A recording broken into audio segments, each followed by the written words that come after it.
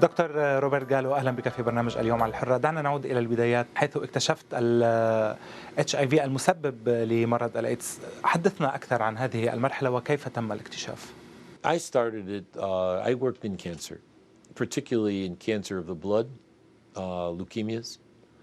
And in that period, we had discovered some viruses, one of which can cause leukemia. It's fortunately not so common, though it does exist in the Middle East. It exists in the United States too, but not very, very high, particularly in southern Japan. And so it was a challenge. We were stimulated. It seemed to be now important. It was getting worse and worse. So we began to do some experiments to take blood. Let's say you have been infected with HIV. We don't know HIV is there, this is before, but you have AIDS. You know, you're already very sick and potentially dying. We take blood and we try to get enough so we have enough T cells because they're low in their number because they're going away in AIDS.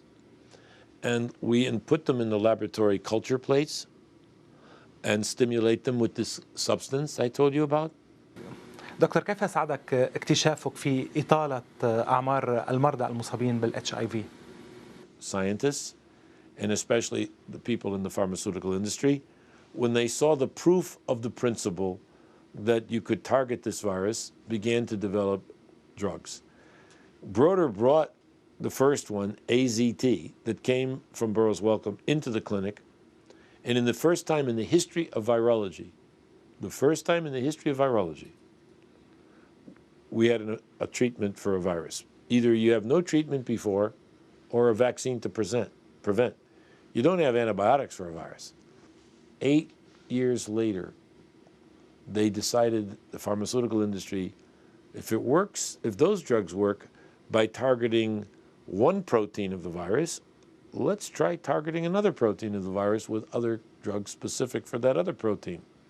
These were called protease inhibitors. Then they put the two together, clinicians did, in clinical trials in several parts of the world, and dramatic results were obtained. كيف يمكن لمرضى ال HIV أن يبقوا بصحة جيدة؟ Number one, number two, and number three. Find an experienced good doctor, find an experienced good doctor, find an experienced good doctor. How would you prevent? The first is education.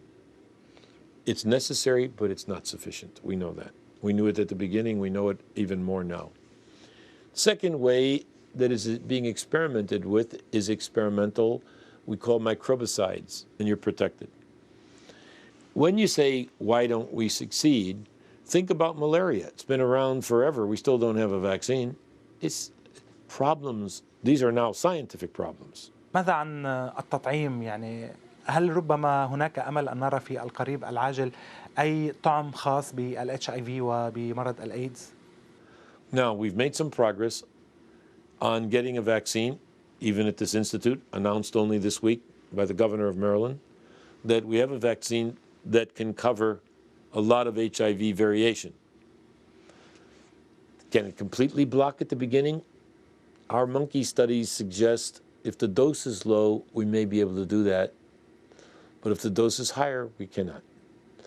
Secondly, does it last a long time? So we have problems still. We have to try to get our antibodies to last longer, or this vaccine will be a push forward, but not an ultimate answer.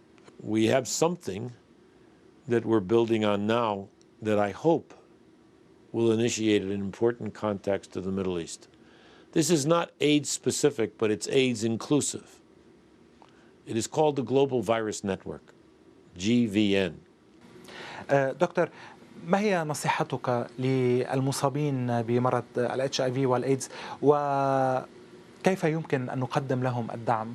First, I want to say that they can know that from AIDS research came many other scientific advancements that have helped other fields, including cancer, including basic immunology, molecular biology, including some other human diseases.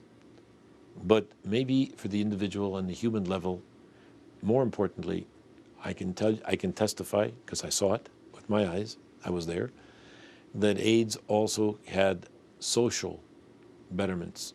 That is, from this horrible tragedy, came some positive things for society. أرى هنا مجموعة كبيرة من الصور مع كبار الشخصيات. من أثر بك أو ربما من قال لك شيئا لم تنساه أبدا؟